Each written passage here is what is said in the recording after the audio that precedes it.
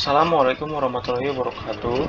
Perkenalkan, nama saya Riki Subagja dari Prodi TLM dengan NIM 0621111013. Di sini saya akan mempresentasikan materi eritrosit. Tugas ini dibuat untuk melengkapi tugas mata kuliah Teknologi Informasi dan Komunikasi. Fungsi sel darah merah atau eritrosit. Pengertian eritrosit.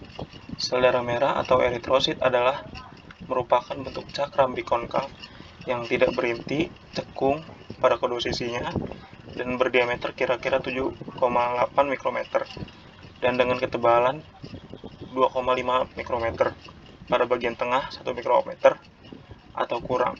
Fungsi utama dari sel darah merah adalah mengangkut hemoglobin dan mengangkut oksigen dari paru-paru ke jaringan. Jumlah sel darah merah kira-kira 5 juta milimeter kubik. Rata-rata orang dewasa berumur 120 hari. Keseimbangan tetap dipertahankan antara kehilangan dan pengganti sel darah tiap hari. Pembentukan sel darah merah dirangsang oleh hormon glikoprotein, eritoprotein, dan dianggap berasal dari ginjal. Fungsi eritrosit 1. Untuk mentransport hemoglobin yang selanjutnya membawa oksigen dari paru-paru ke jaringan. 2. Mengangkut O2 ke jaringan dan mengembalikan karbon dioksida dari jaringan ke paru-paru. Nilai normal eritrosit adalah untuk pria 4,5 sampai 5,5 juta sel. Untuk wanita 4 sampai 5 juta sel. Antikoagulan. Antikoagulan adalah bahan yang digunakan untuk mencegah pembekuan darah. Antikoagulan yang digunakan untuk pemeriksaan hematologi harus cocok dengan pemeriksaan yang akan dilakukan dan tidak mempengaruhi hasil pemeriksaan. Macam-macam antikoagulan. 1. EDTA, 2. heparin, 3. double oksalat, 4. sodium oksalat, 5. natrium sitrat. EDTA atau etilen diamin tetra asetik asid sebagai garam, Na atau KEDTA garam. Garam itu mengubah ion kalsium dari darah menjadi bentuk yang bukan ion. Antikoagulan EDTA digunakan untuk memelihara darah agar tidak membeku. Antikoagulan EDTA memiliki keunggulan dibandingkan dengan antikoagulan yang lain, yaitu tidak mempengaruhi sel darah sehingga ideal untuk pengujian hematologi seperti pemeriksaan hemoglobin, hematokrit, LED, hitung leukosit, hitung trombosit, retikulosit, hapus darah. Heparin. Antikoagulan heparin secara fisiologis ada dalam tubuh dalam jumlah kecil. Tidak berpengaruh osmotik terhadap sel-sel darah sehingga dapat digunakan untuk penentuan resistensi dari eritrosit dan PVC. Sehingga jarang digunakan pada pemeriksaan hematologi.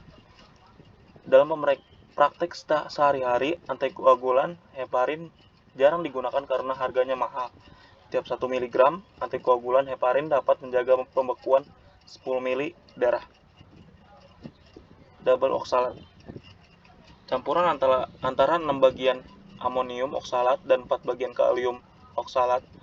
Amonium oksalat menyebabkan eritrosit mengembang dan kalium oksalat menyebabkan eritrosit mengkerut. Untuk menghindari perubahan volume eritrosit ini dibuat campuran kedua garam oksalat tersebut. Antikoagulan double oksalat tidak dianjurkan untuk pemeriksaan hapus darah karena menyebabkan perubahan sel darah seperti pada eritrosit akan membentuk krenasi serta trombosit akan menggumpal. Sodium oksalat. Sodium oksalat bekerja mengikat Ca2+ menjadi Ca oksalat yang mengendap sehingga mencegah pembekuan. Digunakan pemeriksaan PPT, valve hemostasis, dosisnya 9 bagian volume darah, 1 bagian volume antikoagulan.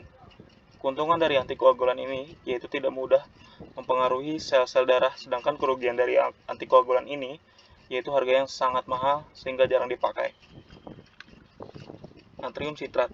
Antikoagulan ini tidak toksis atau larutan isotonik dengan darah, oleh karena itu biasanya digunakan untuk transfusi darah.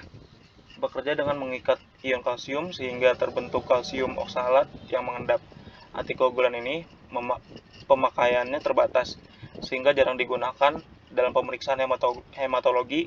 Akan tetapi antikoagulan ini dapat digunakan dalam bentuk larutan dari 0,1 N untuk pemeriksaan plasma prothrombin time. Waktu lamanya penangguhan.